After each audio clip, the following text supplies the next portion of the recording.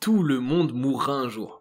Une phrase qui suscite de l'ambivalence dans le cœur de celui qui l'entend. Ce qui est tout à fait normal. En principe, nous ne cherchons pas la mort. C'est elle qui nous cherche pour boucler la boucle de notre cycle de vie. Paradoxalement, il y a ceux qui ne reconnaissent pas ce principe et qui cherchent la mort par voie de stupidité et ceux qui le reconnaissent bien et qui trouvent la mort par hasard. Bizarrement, encore les deux catégories y vont avec les manières les plus bêtes que vous ne pourriez jamais imaginer ni décider s'il en faut pleurer ou rire. Comme vous le savez, la bêtise humaine n'a aucune borne. Aujourd'hui, nous avons sélectionné pour vous les Best Darwin Awards dans l'histoire ou bien les morts les plus absurdes qui illustrent à quel point des petits détails peuvent engendrer des circonstances de grande taille. Intentionnellement ou accidentellement, c'est exactement ce que vous allez découvrir en suivant cette vidéo jusqu'à la fin.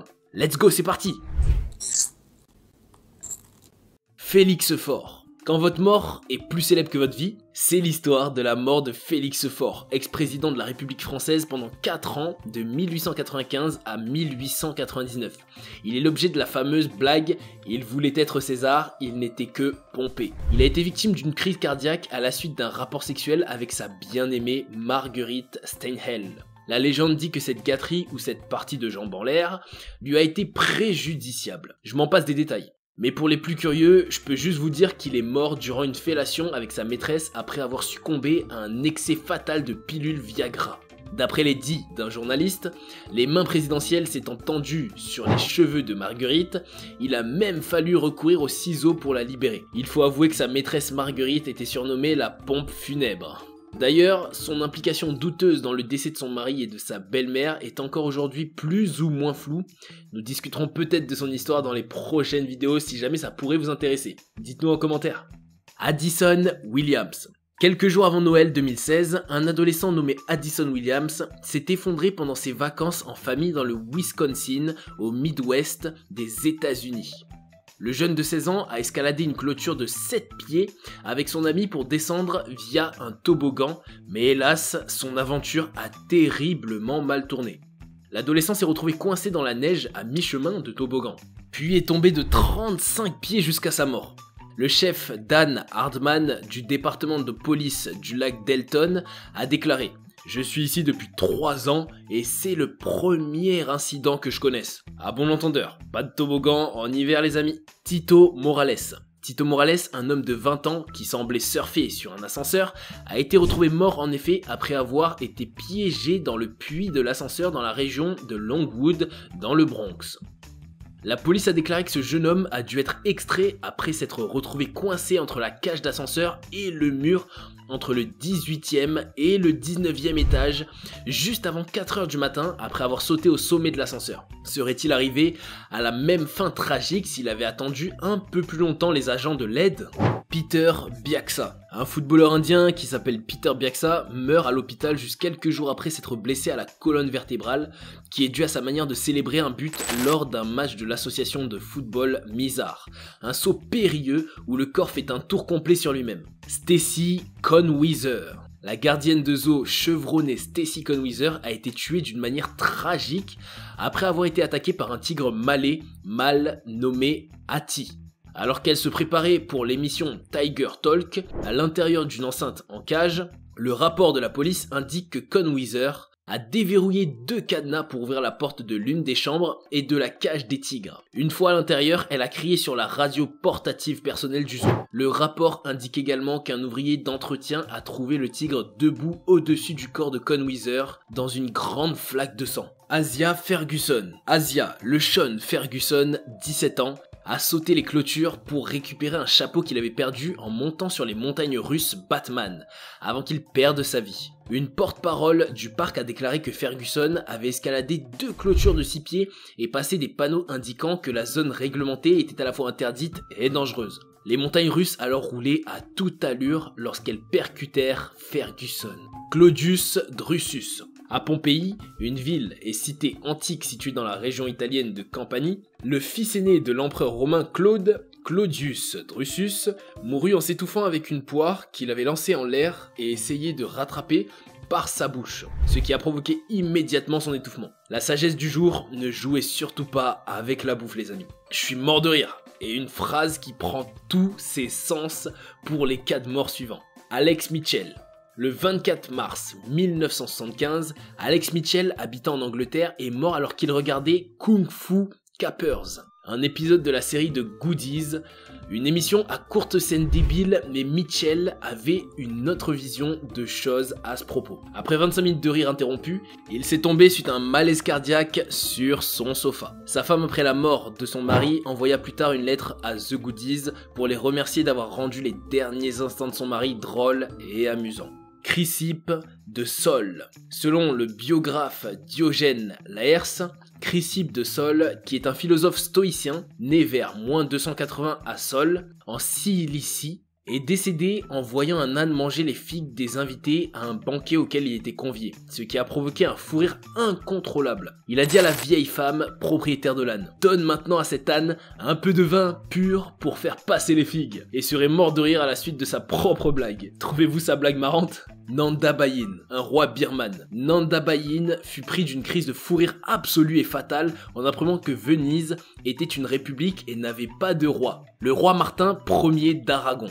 En 1410, le roi Martin Ier d'Aragon meurt d'une indigestion combinée d'un rire irrépressible déclenché par une rigolade de son bouffon préféré, Pietro Aretino. Cet écrivain et dramaturge italien meurt par suffocation ou par une chute lui fendant le crâne causée par un fou rire aussi incontrôlable. Abbas ibn Firnas, qui était un inventeur chimiste, médecin arabe musulman d'Andalousie, il a eu une grande passion à vouloir voler.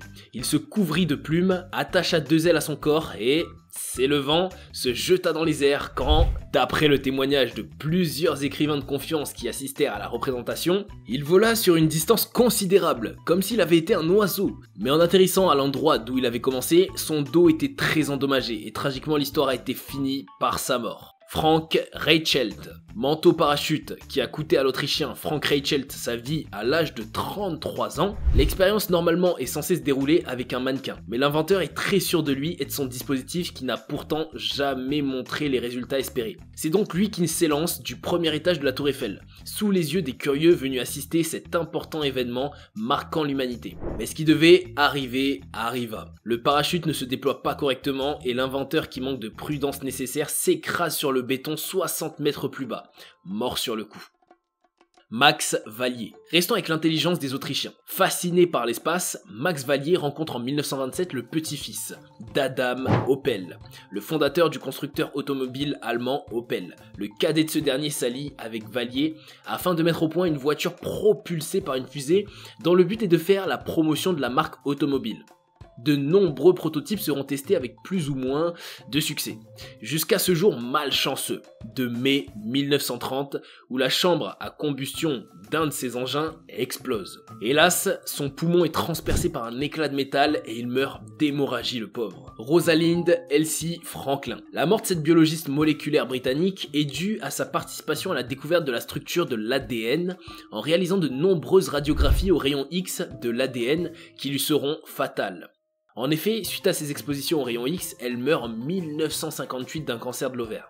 Hélène Herzberg, une femme de 49 ans, a été renversée par une voiture sans chauffeur en Arizona. Elle est donc finalement la première victime d'une voiture robot. Cet accident a entraîné l'arrêt du programme de voitures sans chauffeur par Uber aux États-Unis. Kay Ranajet. Il était une fois un terroriste qui a décidé d'envoyer une lettre piégée en 2000. Par inattention, il a oublié de mettre suffisamment de timbre-poste sur la lettre, ce qui signifie qu'elle est revenue à l'adresse de retour à l'expéditeur. Alors ouais, sa carrière dans le terrorisme s'est arrêtée là. Le roi Stanislas. En 1766, le roi Stanislas, duc de Lorraine, se réchauffait devant sa cheminée quand le feu prit à sa robe. Une chute près du foyer lui a causé de graves brûlures, alors qu'il était âgé de 88 ans, ce qui a entraîné son décès. Disparaître dans les flammes était logique pour un roi lumineux, mais c'était tout de même une drôle de façon de s'éteindre. Tennessee Williams.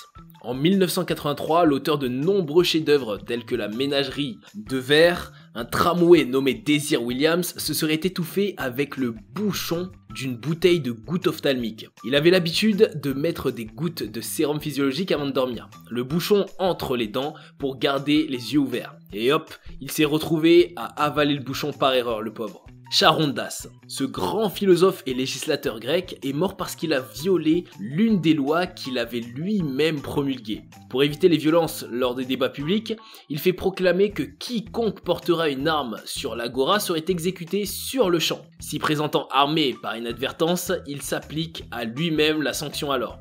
La justice quoi. Attila, il était l'un des chefs militaires les plus charismatiques de l'époque.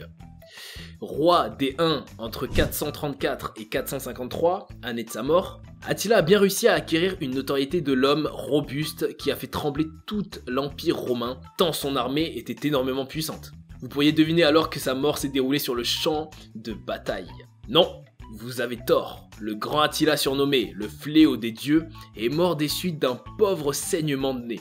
Avant d'aller en guerre en 453, Attila décide de se marier avec une fille qui s'appelle Germaine Ildico. La cérémonie est assurément impressionnante et grandiose, remplie de tous les plaisirs du monde. Le viril Attila emmène sa nouvelle femme dans leur chambre nuptiale. Le lendemain, en plein matin, le nouveau marié est retrouvé baignant dans son sang. Aucune blessure n'existait ni de violence perceptible, aucun signe d'empoisonnement occasionné. Germaine Ildico a alors raconté qu'Attila s'est rapidement endormi et s'est réveillé au cours de la nuit pour vomir. Le grand guerrier sanguinaire Attila le Hun est mort en ayant une hémorragie nasale. Connétable du Gusling. Surnommé le Dogue Noir de Brocéliande, il était un guerrier hors du commun. Après avoir affronté de multiples dangers sur les champs de bataille, il mourut stupidement d'avoir bu trop d'eau glacée après une longue journée en plein soleil. Antoine de Bourbon, le père du futur Henri IV, est mort le 17 novembre 1562 aux Andelys d'une blessure reçue lors du siège de Rouen alors qu'il assouvissait un besoin physiologique naturel, d'où vient la célèbre épitaphe. Ami français, le principe ici gisant vécut sans gloire et mourut en pissant. Jean-Baptiste Lully, mort en voulant guérir le roi, le célèbre compositeur du roi Louis XIV est mort en souhaitant fêter la guérison de ce dernier. En 1687, le roi avait l'air malade. Pour célébrer sa guérison, Lully s'apprête à jouer Te Deum. Malheureusement, la répétition ne se passe pas comme elle était escomptée. Les musiciens ne sont pas dans le rythme, plutôt explosif. Lully s'est emporté et s'est accidentellement frappé l'orteil avec son bâton de direction, une lourde canne surmontée d'un pommeau richement orné. Sa blessure s'est infectée et le compositeur a refusé de couper sa jambe car il aimait trop la danse. Pour cela, la gangrène s'est propagée sur tout le reste du corps de Lully. C'est pourquoi il est mort le 22 mars 1687. Bon voilà chers amis, les pires morts de l'histoire par catégorie. J'espère que cette vidéo vous a plu. Alors laissez-nous l'histoire qui vous a paru la plus dure en commentaire. À la prochaine.